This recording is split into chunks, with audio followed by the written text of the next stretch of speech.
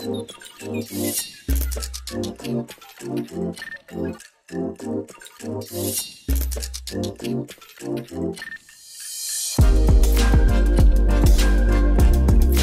2016. godine nije postojalo mesto gde se mogu kupiti knedle. Car Ferdinand je ostao poznat po toj izreci "Ja sam car i hoću knedle" i 2016. godine smo omogućili svima da se osjećaju kao car.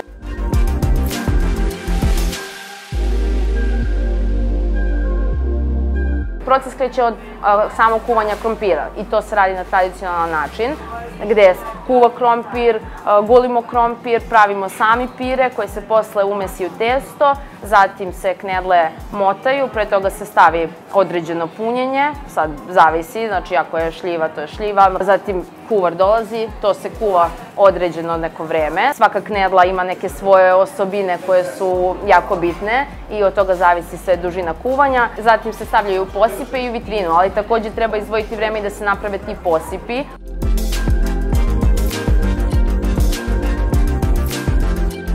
Ono što je kod nas jako važno je to što mi održavamo tu tradiciju. Iako je to knedla sa pistaćem, koja nije tradicionalna, ona se sprema na potpuno tradicionalan način, što mislim da ljudima i uopšte kad čuju celu tu priču, jako se lepo osjećaju.